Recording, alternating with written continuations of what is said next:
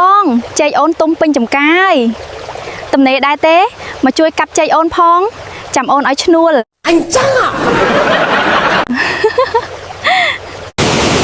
ចូលកុំខ្លាចនឹងចាប់ផ្ដើមជាមួយអ្នកថ្មី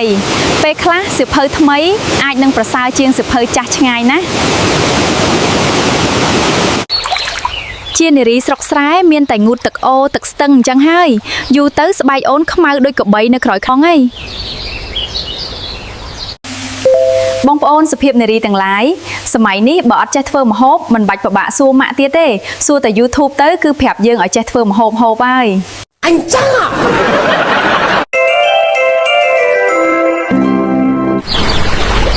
ស្រុកស្រែទេសភាពស្អាតណាស់គួរឲ្យចង់រស់នៅមែនចង់រស់នៅក្នុងទេសភាពបែបនេះរៀបការជាមួយកំឡោះស្រុកស្រែទៅ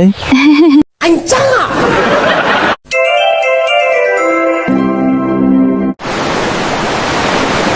ការស្ងៀមស្ងាត់មិនមែនជាការចោះចាញ់ទេតែជាភាពឈ្នះហើយជាការឈ្នះដោយប្រសើរទៀតផងពួកយើងបានឈ្នះចិត្តខ្លួនឯងមិនតបប្រកែកជាមួយអ្នកដទៃ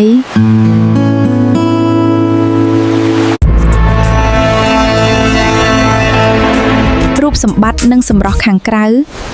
វាមិនអាចនៅថិតថេរជាមួយយើងបានយូរអង្វែងនោះទេដូច្នេះសុភាពនារីទាំងឡាយបើមានគេស្រឡាញ់អាចផ្ញើវាសនាបានក៏ព្រមរៀបការទៅកុំនៅធ្វើរឹកខ្មោចពេកតែអស់សម្រស់គ្មានប្រុសណាគេមើលឃើញទេអញចា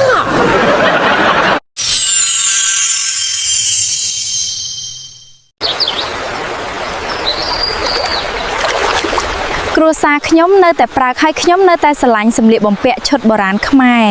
ចុះបងប្អូនវិញ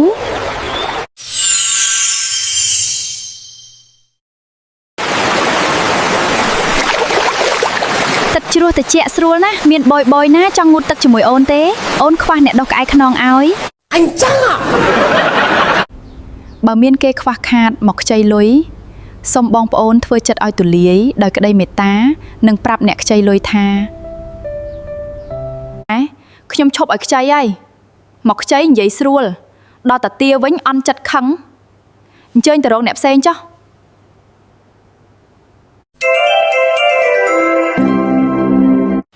ជីវិតមួយនេះបើទោះជាយើងមិនប្រើក៏វាអស់ទៅតាមពេលវេលាដែរដូច្នេះកុំចំណាយពេលវេលាឲ្យរសាត់ទៅដោយគ្មានន័យគួរតែធ្វើអ្វីដែលល្អក្នុងពេលបច្ចុប្បន្នសម្រាប់ខ្លួនឯងនិងសម្រាប់មនុស្សជុំវិញខ្លួនយល់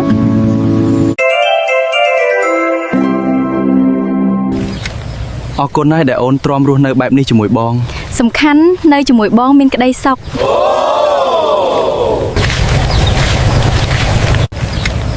ឃើញគ្រួសារគេជិះឡានទំនើបអូនមិនតូចចិត្តទេពេលខ្លះអ្នកជិះឡានក៏មិនប្រកាសថាមានក្តីសុខដែរ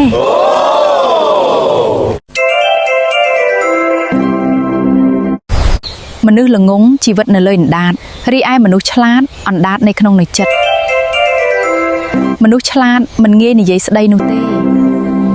EFM នាំមកទូរការកំសាន្តគ្រប់ទីកន្លែង